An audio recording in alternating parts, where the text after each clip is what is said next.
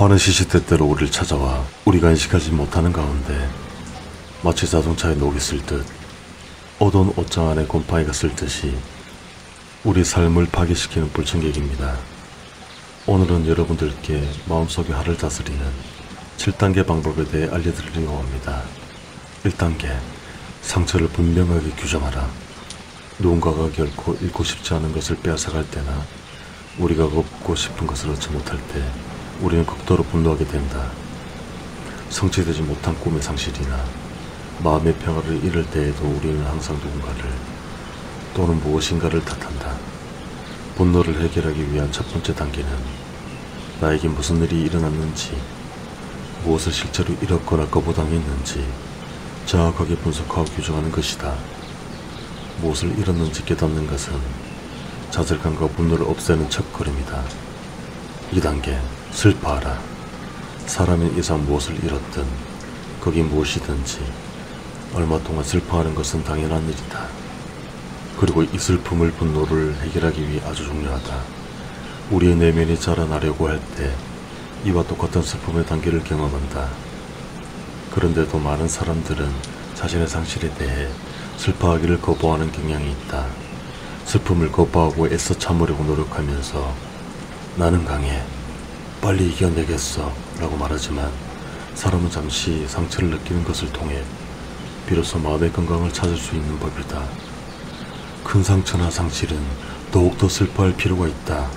이것은 마치 풍선에서 공기를 조금씩 빼내듯 고통을 조금씩 인식하고 마음을 달래주는 기능을 하는데 슬픔의 크기에 따라 긴 시간이 걸릴 수도 있다. 하지만 이는 분노를 해소하는 데 있어 중요한 부분이다.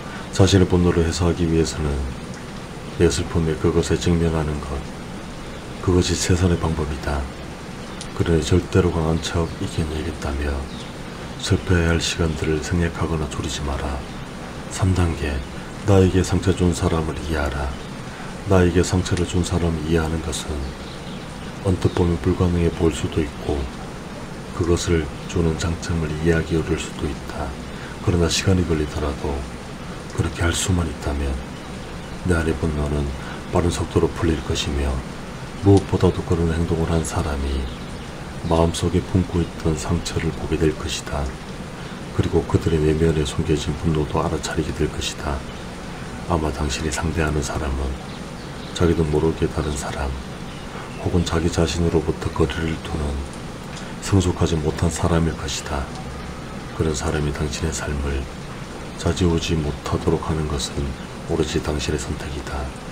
그러니 먼저 상대방의 배경과 동기를 이해하려고 노력하고 나아가 상대방이 가진 고통과 고난에 대한 새로운 이해로 당신의 분노가 해소되도록 해보자. 4단계, 나에게 상처 준 사람을 놓아주어라.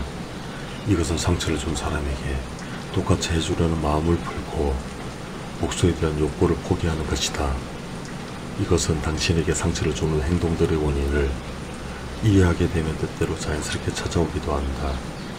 나에게 상처를 준 사람을 놓아주게 되면 어느 정도 분노가 한 번에 풀리기도 하고 이를 통해 어떻게 용서하는지도 배우게 된다. 용서는 실제로 어떤 사람을 풀어주거나 놓아준다는 의미를 가지고 있다. 당신이 다른 사람에게 원한을 품고 용서하지 않는다면 상대방과 감정적인 끈으로 묶여 있는 것이다. 그러므로 그 끈을 풀려면 용서를 통해 상처를 준 사람을 의식하고 의도적으로 놓아줘야 한다. 소리를 내 용서의 말을 해보는 것도 좋다. 특히 다른 사람들이 있는 곳에서 하면 그 효과가 훨씬 더 크다.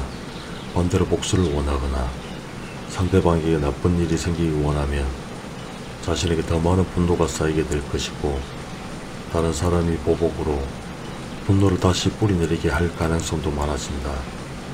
누군가를 놓아주는 데 있어서 가장 중요한 것은 상대방이 스스로의 잘못을 깨닫고 관계를 바로잡기 위해 먼저 노력할 것이라는 마음속의 기대를 포기하는 것이다. 우리에게 상처를 준 사람은 대부분 한 곳에 붙박혀 있는 등대와도 같다.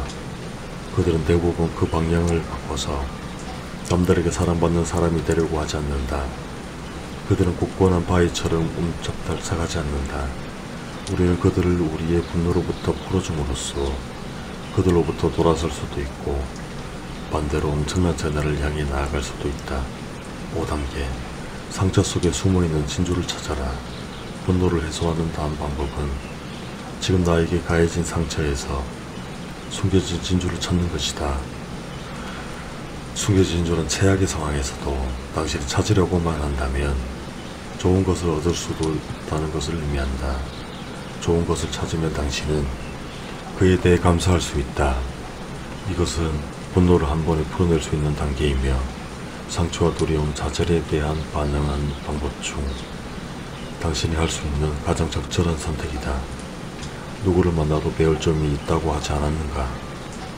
나를 분노하게 만든 사람에게도 배울 점은 있다. 6단계 감정을 글로 표현하라. 상처를 준 사람에게 편지 형식으로 당신의 감정을 적어보는 것도 분노를 해소하는 좋은 방법이다.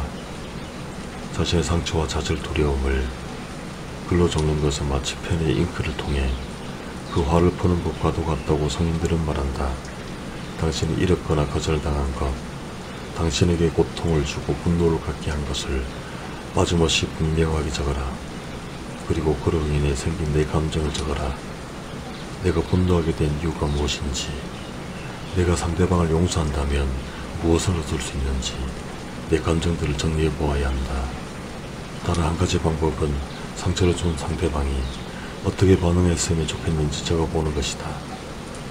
단 그 편지를 상처를 준 사람에게나 보내거나 그를 직접 만나는 일은 삼가해야 한다.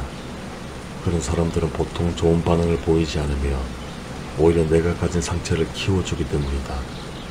어리석은 사람을 비난하지 말라는 예언도 있듯이 그는 당신을 미워하고 당신에 대한 어떠한 거짓 소문도 열심히 퍼뜨리기 분명하다.